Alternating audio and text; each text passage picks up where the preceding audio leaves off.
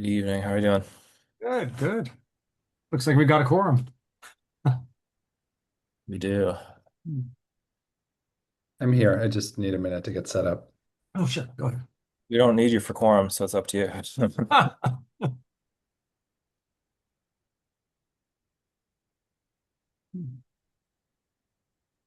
Super.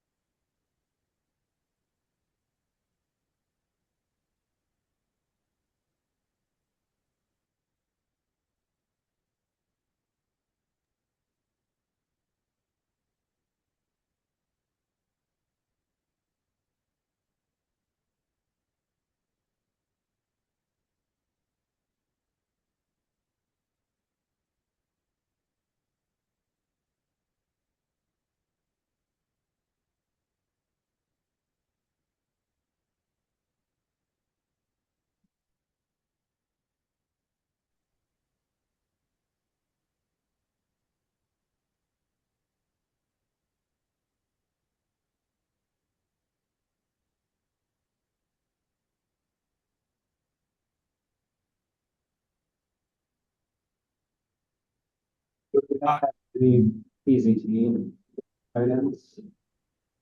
I'm sorry.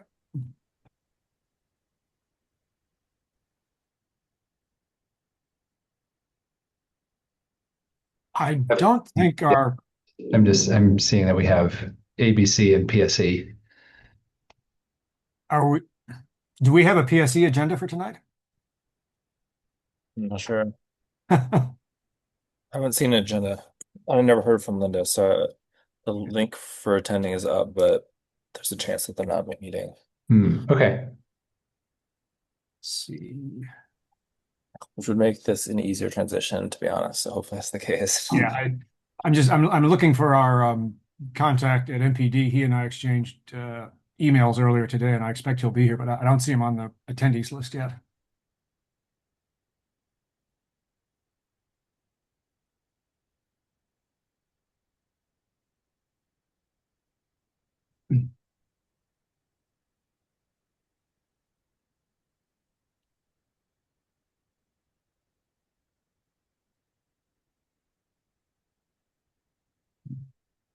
Why don't I go ahead and it's 7:03. Why don't I go ahead and call this meeting to order and we can get started and maybe handle a few other things and have the MPD participant have the captain join us when he tunes in here.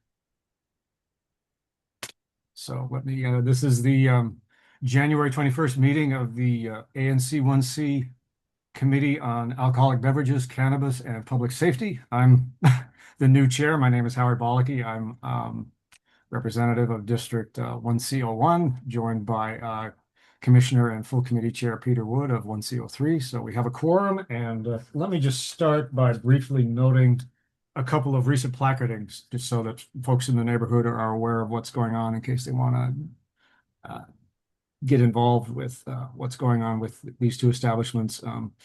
Delight Cafe has applied for a renewal of their alcoholic beverage license and will be the subject of an APCA hearing on February 17th. And a new business called Harrigan and Rock Fine and Rare, which is located where the Imperial, my dog is right here, where the Imperial used to be at 18th and Florida. They have requested a substantial change to their license and would like to are seeking an entertainment endorsement inside the premises. The settlement agreement they have now explicitly prohibits that in their summer garden, which is actually on the roof. But this hearing is taking place on March 2nd. They had an earlier one scheduled for February 17th, which was apparently rescinded. So those two things are in the queue for consideration. Next up, I guess The next item on the agenda is now moot because I spoke to the woman with Bookham yesterday, and she indicated that they had taken care of the issue at hand by getting their license extended or something like that. But anyway, she does not need any sort of letter from us supporting a stipulated license application. So that item is now moot. And so the next item up is the request to amend the settlement agreement to allow an outside seated waiting area at the old Tail Up Goat location at 1827 Adams Mill Road, which is now going to be known as Rye Bunny. And so if I see Matt Menora, who's the attorney for the business, is with us, if we could elevate him and maybe just get a short a short rundown of what they'd like to do. And then we have, I know Dennis James with KCA is here, and we've been involved in conversations about this over the past few days, and he may want to weigh in as well, but we'll just proceed with this. So thank you, Matt. Hi, everybody. Oh, I'm not sure which camera is actually working. My apologies. Okay, it's this one. Here, we can see you. Yeah, so this is, like I said, a request to amend the settlement agreement for what used to be Tail Up Goat, now will be Rye Bunny, reopening later this year, to allow for a small sort of standard seating waiting area for patrons who are queuing up before their tables are ready, before they get a seat inside. We were asking just to initially strike the prohibition in that, and then come back and sort of apply again once we actually file the endorsement. But Dennis James and I think Commissioner Buckley, you've both said it just makes more sense to take it out and then put in what we want. And we said the hours will end at 10 p.m. and it'll be no more than 16 patrons out there. And that we're very much on board with that. We think that works for everybody. So we're happy that we can get this done and hopefully voted on officially at the ANC meeting next month. Mhm. Let me just ask if Dennis would like to weigh in. We could elevate him for a second here. There you go. Looks like we just need your audio.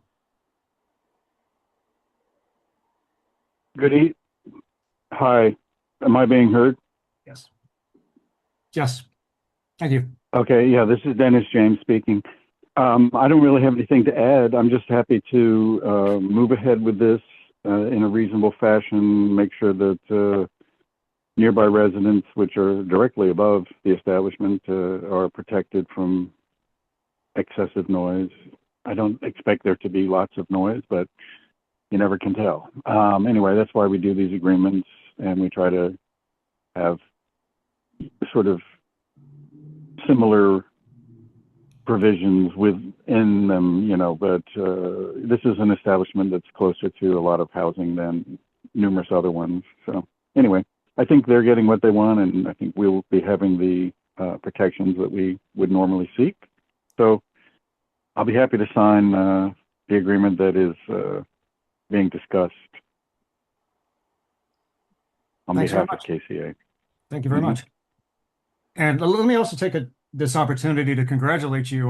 We had coffee on Sunday, and you told me that KCA has recently reached an easement settlement and overall agreement taking care of the pending litigation with Jubilee Housing. And I know you indicated it's been posted on the Adams Morgan community listserv where we post our agendas. And I would, it's nobody's ever going to accuse you guys of not being specific enough. I mean, this makes for great bedtime reading, and and the problem you had before was there's nothing on paper and nobody's really in charge. And with this, this stuff answers any possible question I think anybody could think of. So congratulations, and hopefully we'll get a full briefing on it here in the commission at some later date. But it's good to see that moving forward.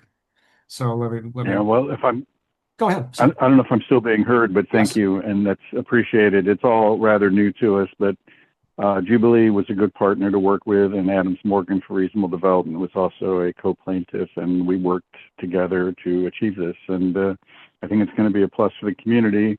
A lot of that may not be seen until the new building gets built, but we're looking forward to attempting to improve things in the short term as well. Great. Thank you so much. And I see Mhm. Captain Porter's just Just a bit- joined us. I'm sorry, go ahead. Let me Me? we're almost through with the agenda here. Let me go ahead and finish up the rest of the non-police report agenda, and then we'll just hop back to Captain Porter. Commissioner Olson, did you have anything you wanted to say about this? I know that you were with us on Sunday and took a look. You're good? Okay. It's a little cumbersome to do a recorded vote, and go through all the steps when you've only got two commissioners here. So what I'd like to do, and this is something to do, they do this in Congress when they want to move stuff along, which does actually happen occasionally. Let me ask unanimous consent that the committee favorably report this proposed amendment to the settlement agreement that is before us and urge its favorable consideration by the full commission on February 4th. And I do have the final language here. I can pop it over to Commissioner Wood when we're done, so he'll have the paperwork necessary to put it on the agenda next month. Do I hear any objection? You're a second. Oh, yes. Okay. So with that, this settlement agreement amendment is considered approved by the committee and will be forwarded to the full committee for consideration on February 4th. Thank you very much, commissioners. And Thank you all for appreciate your. the help of the ANC and the KCA.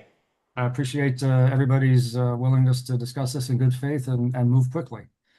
And so with that, let me move to, I'm not sure if we have much to discuss on the next item, which was brought to me by Commissioner Wood. I know that Susie on 18th Street is interested in a possible endorsement for so they can hold trivia nights. So let me just yield to Commissioner Wood if you'd like to discuss this. Yeah, I'm not sure I have a ton to share. Well, I guess it depends. I would put them in. I think they sent them your contact information, so I don't know if they've been in touch with you. I have not heard from them. So I had a conversation with one of the, I think it was an owner. I forget their specific position, but I guess it's probably best waiting for them to reach out because they were going to make some. It's like a similar thing where I think it's just a very small line on their agreement that they had realized that they didn't want to violate, and they're just looking for ways to, during the week, have more customers. And it's, I think, in my mind, a simple thing, but they just technically had to get the wording right, and they want to make sure that they're playing by the rules. And there's parties signed on to settlement agreement. I don't know exactly. On a tangent, that got me asking people at ABCA if they could provide us with a list of all that. I'm still working that. I just haven't gotten to it because apparently it's more tedious than I realized to get that list. I thought there was an easily Yeah. publicly accessible database of which establishments in DC have settlement agreements and what the parties are. That's not the truth. It's harder to get. So I would have to guess because there's no, and also we were told that the ANC apparently was implied that we're supposed to be maintaining that database for past years. So maybe that's a side project we can take Yeah. at some point. But in the meantime, don't really have any, not making any recommended motion tonight just because I don't think that it's at that point. And I'm not really sure the timeline that they're hoping for, but I would assume in general sooner is better because they want to make sure that they're able to get revenue up. And they said that trivia's been that they did have a reasonable expectation that trivia can bring in a lot of customers, and it's during operational hours that are not usually associated with like loudness Mhm. or loitering or things like that. So hopefully a simple process, but we'll see either if they contact us or I might reach out again just to double check Okay. just Okay. out of courtesy. We got it out there for it's on the public's radar screen now. So once this does start moving, hopefully it'll move quickly. Let me now turn back to the first item on our agenda, which will be the last item we talk about tonight, unless there's any other new business. And if we could elevate Captain Porter, we'll get a brief report on what's happening in public safety here in 1C. Thank you.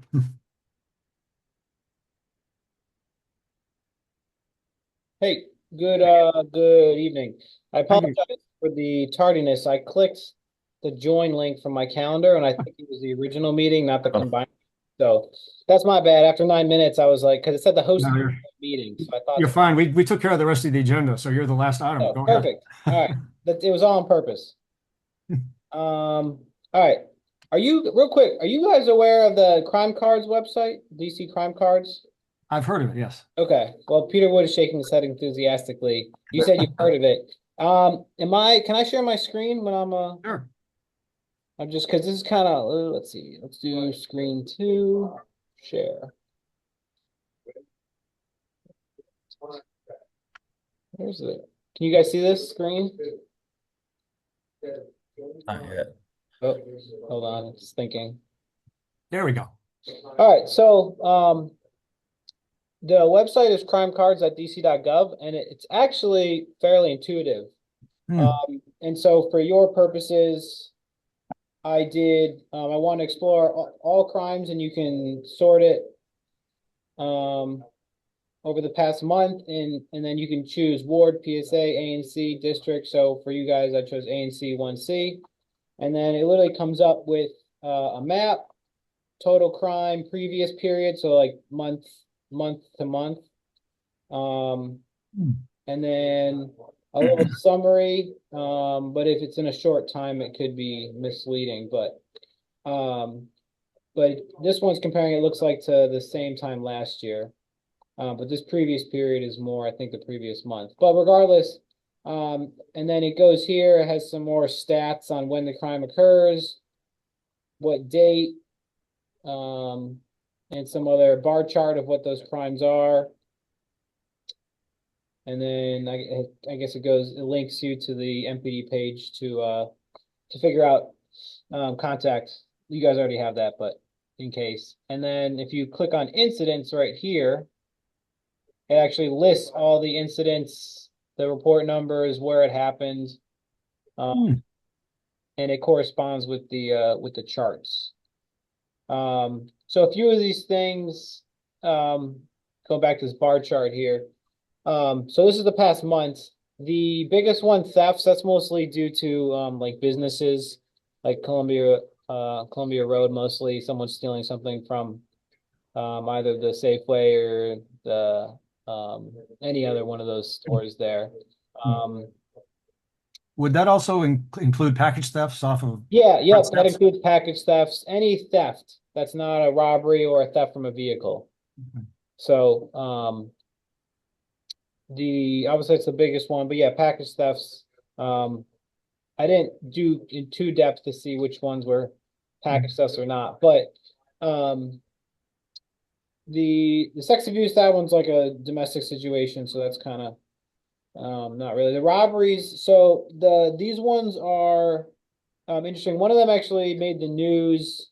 But I can take this screen sharing off. I just wanted to show you this crime cards thing, just so you can kind of have an idea of what it looks like and all the different parameters you can choose. So it's kind of a helpful thing, and it's the thing that I use to help, like when I'm preparing for meetings, because it tells me everything I need to know in a specific area. So, specifically to the robbery that happened most recently, it just made the news. There's a news article about it, about the weed shop on 18th Street, 2400 block. I think it was something Blunts. I forgot the name of it, but that was basically the guy who went in, gave his medical marijuana ID card to sign in, and then he went into the showroom, waited for all the clients to leave, put a mask on, pulled a gun out, and took some jars of weed and left. So needless to say, that's going to be closed because we know who he is. We don't catch the bright ones, but that one, we haven't had too many robberies of weed shops recently, so that one kind of stands out, but I expect that one to be closed fairly quickly. They just got to make sure that it is indeed him, and he didn't, steal someone's card and we arrest the wrong person, but hopefully we can wrap that one up. The other two robberies in the past month or so in the area were actually involved mopeds. Both of them were mopeds driving up to people, snatching jewelry, and then driving off. So we haven't, I don't think this is really the only area of the third district where we saw this happen. And so we've had probably five or so over the past few months like this. So I wouldn't exactly call it a pattern, but it's definitely something that we're concerned about and, want to make sure it doesn't increase as we go throughout the year. So, but like I said, those are fairly consistent, different lookouts more, but the MO is pretty much the same. Someone drives up on a moped, snatches someone's jewelry, and then guns the moped and leaves. One of the instances, there were two people on the moped, and the other one, I think there was one.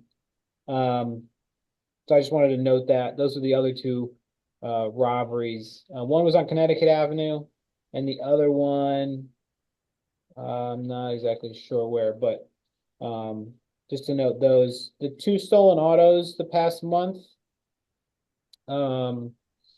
We recovered one of them. I notified the owner today that we recovered her vehicle. It was stolen off a Lanier Place, and it was recovered on Park Road, a little bit further north. So, let's see what else. The burglary that happened. This is in December on a roofers union on 18th Street. That was essentially the young lady opened up the bar or the restaurant for the day. She left the rear door to the alley open, expecting delivery. She went to go prepare for the day, and someone had snuck in, stole her purse, and I think one or two items from the restaurant, and then left out the alley. So that was more of a, I think, a crime of opportunity. And the person did end up using her credit card somewhere in the area. So I think we have images of that. I don't think there's like a bolo right now to share, but hopefully we can get a good image of that person for that burglary. But that was the one burglary in the area in the past month. 7 theft from autos. Those are, so a lot of them are committed by the same person, and we end up like catching one person, and then it like drops off. They like drop off, and then we kind of get a pattern again, and we finally catch that person. It drops off because it's usually a small group of people that are doing most of these things. But with that, as always, the best way to prevent that is to not leave anything visible in your car. If there's nothing visible in your car, these folks aren't breaking windows just to look around. They're walking past the cars, looking, seeing something they want, breaking the window, grabbing it, and running. So, putting stuff in the trunk, make certain things aren't visible is the best way to combat that. A few other things as we prepare for possible snow this weekend and sustained cold weather. I'm not sure if you guys push it out to the residents, but the DC shelter hotline is a good resource. The 202-399-7093 number. Same number we call, same number the dispatchers call, same number anyone can call for folks that are out in the cold that could use some shelter. They're usually fairly prompt with coming and picking people up and bringing them to shelters. I know this weekend, I was on a call earlier today. They're opening up more shelter spots just to make sure that people can have shelter during the inclement weather. There were some questions recently from ANC 1D in reference to new CCTV cameras that are put up in the neighborhood. Those can all be our policies, procedures, when we can view them, how long they're retained, are all up on our website in addition to locations of all the cameras. So I can share that in the chat because I shared that with them. But I know, people have concerns over the increasing number of cameras and stuff and questions on if we can live stream, how long they're kept for. And this link, I'll put it in there, it kind of explains all of that. And it even includes our general order and what we have to abide by. No, it's okay. Oops, I guess I should say to everyone, but I think that's the last thing I had, unless anyone's got questions about ongoing things. I don't think anything too crazy has happened in the past month.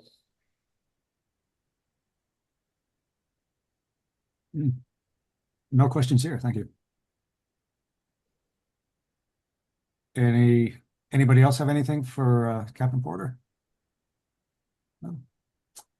Oh, did you guys, was it you or was it, I think it was the Adams Morgan bid, that was concerned about the illegal weed shop on, the guy was trying to evict him on 18th Street. So I think it was 2418 18th Street, I I believe. don't know. I see Brian with the bid is on as an attendee if he wants to Okay. weigh in. I just want to give an update. I mean, I think he knows the update, but essentially the guy was operating out of an apartment building on 18th Street. Our violent crime suppression division, I believe it was even in August. In addition to APCA went in, arrested him, seized a whole bunch of drugs. And that case is pending. But there's an issue because the landlord is trying to evict him, going through landlord-tenant court. And the bid reached out to us on behalf of the owner of the building, because the owner is not in the area, about continued issues. And so we were able to follow up. We got ABCA to do essentially a inspection of the property, because it's the deal he signed with the OAG's office. But during that inspection, while he removed a lot of the weed machines that he had to, he actually was wanted for 2 violations of a protection order against his, I believe, ex-girlfriend. So we ended up taking him to jail on that. But I know their landlord-tenant process is ongoing. And while I believe the illegal selling of the weed has stopped, I understand the landlord's still trying to evict him, which obviously is kind of out of all of our hands. It's up to landlord-tenant court to figure out. But I just wanted to bring that up because I know the bid was assisting with that. Thank you. Oh yeah, 2407 18th Street is what the address was. Oh, So, well, thank you very much. yeah. As always, we appreciate your attendance and your insights. Look forward to chatting again next month. Yep, no Thanks very problem. much. I guess if is anybody have anything additional before we wrap this up? I just wanted to clarify the former Imperial item. Yeah. There's no like requested action on our part, is there? No, I have not heard from them directly at all. Everything I know is off of the placards. Okay, I guess So, a lot of the times it's if there's something that needs to be done, there's a lot of what the onus is on the business owners to make sure that it gets done. So they will let us know if they're looking for something, right? yeah, and I mean, I remember being in touch with this guy a few years ago when he was trying to upgrade his summer garden. So I mean, Okay, that too. he knows where to find me. Perfect. Just wanted to check. Yeah, Thanks. thanks. And so we have no other committee meetings after this one. So when I'm done, we just adjourn for the night. I think so. And I guess in the future we can kind of see how it goes if we have to Yeah. stick, but I'll double check with Sean because we might adjourn regardless, so we could have separate videos recorded to Okay. uploaded separately as separate committee meetings. That's a good point. Question would just be like if this meeting hypothetically goes longer or shorter, actually, just if it deviates from anything that's like exactly half an hour, Mhm. want to have the next committee start at a specific time or start as soon as this one adjourns, and we'll just have to kind of figure that out as we go, I think. Thank you. Sean has his hand up, I believe. Oh yeah, I'm just gonna say I can always pause the recording in between, also break it up that way. That's no problem. Okay, perfect. Thank you. And well, with that, I'll just leave you with a little piece of information that the Walgreens at Connecticut and Florida is going to be closing for good, apparently on February 17th, due to just, I don't know, they've just been overrun with vermin, apparently. But that's what Axios DC was reporting this afternoon. And I went down there today and they're still closed. There's nothing going on there. Well, if they have a fire sale, I'll be there. Oh, yeah. All the candy, right? Anything left that the rats haven't eaten, I'm sure they'll put on sale. That's a good point. Okay, maybe I won't get the candy then. Yeah. Okay. With that, I'm pleased to call this meeting adjourned. Thank you all for your attendance and have a great evening. Bye-bye. Thank you. Thank you.